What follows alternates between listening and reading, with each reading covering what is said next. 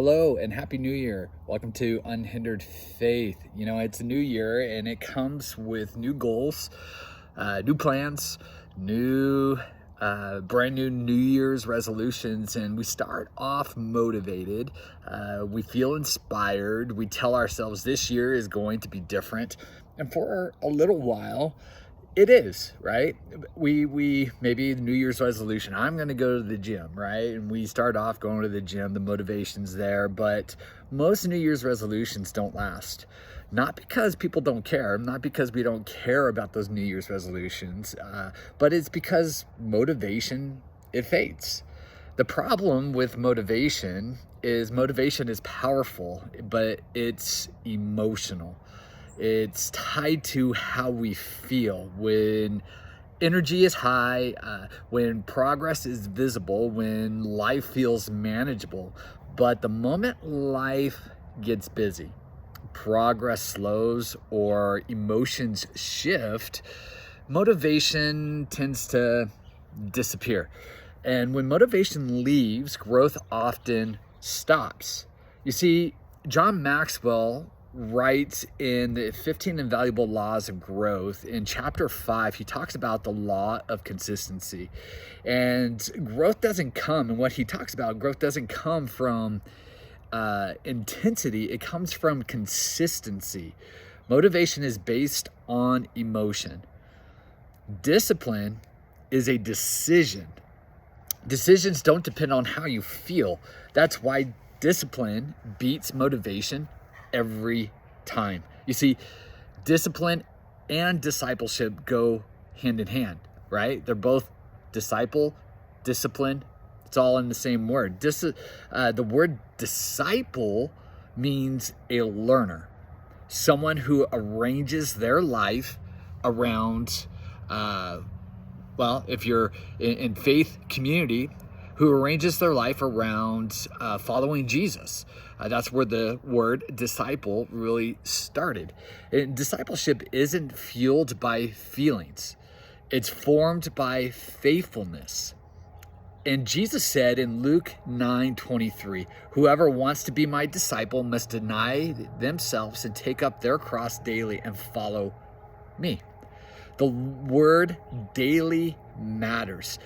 Discipleship is built through discipline. And that's one of the things that John Maxwell talks about. Last night, I was on a Zoom leadership group that I hold once a month, walking through the 15 Invaluable Laws of Growth. And we were talking about this, and it really resonated with me how parallel what John Maxwell talks about in chapter 5 of that book with who Jesus and how he brought in discipleship into a faith community, and how discipline and discipleship go hand in hand. You see, why discipline matters is discipline isn't restrictive, it's formative. It shapes our faith, it shapes our leadership, it shapes our consistency. Your disciplines determine your direction. What you practice daily becomes who you are eventually.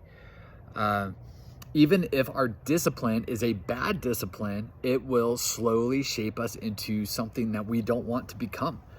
And so here's a little application and challenge I have for you today. As this year begins, don't try to change everything. Don't try to change everything. Choose one discipline. It's one of the things that I told my church on Sunday in second service, at the end of second service. Sometimes we feel like when we take a step forward, we end up taking 2 steps backwards. Here's the thing. Our step forward is usually a bigger step than the steps that we feel like we're taking backwards. That first step, that discipline that we took, that felt like a first step forward, was a good discipline. And that makes us a better disciple.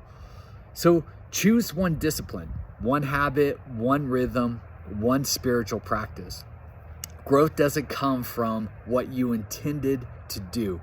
It comes from what you consistently practice. I think about, because I'm also a basketball referee, If we consistently are inconsistent, all right, so as a basketball referee, if we start our game and we consistently miss calls, by the end of the game is out of our control. It has built into a pattern, a rhythm. It built to a place that we as officials don't want it to get to.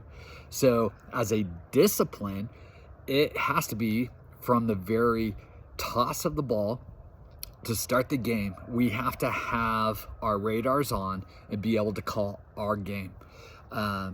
Get the off ball, hand checks, the fouls, those kind of things. If we don't get those, by the time the third quarter comes, we might get ourselves in trouble.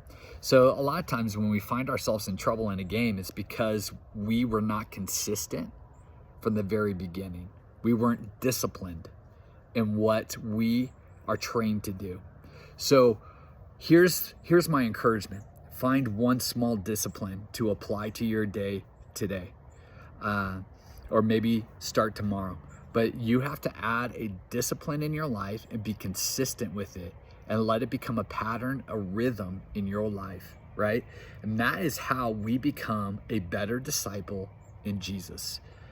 This year isn't about perfection. We're not going to be perfect. So let me just take that off of your mind. You're going to make mistakes. And John Maxwell actually has a really good book that's out there called Failing Forward. I recommend that you read that.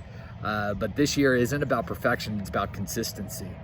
If you want to grow in your faith or in leadership or in life or in your relationships, discipline will take you where motivation never can. Love is another great example. I was motivated to love my wife, right? Motivation and love is the feeling of love. I learned in my marriage that I had to choose to love my wife every day. That became a discipline. It became part of me. And even on hard days and even in tough conversations, the discipline has created a place to where that love is always there. So it's a great example. The world looks at love with emotions, and our emotions sometimes stray us away from what is really right for our life. So have some small disciplines, small steps.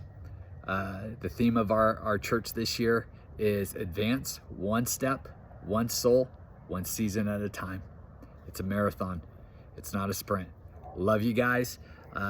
Make sure that you subscribe, follow. I'm going to hit some really neat content this year, and would love for you to be on an unhindered faith journey with me. Love ya, praying for ya, and have a blessed week.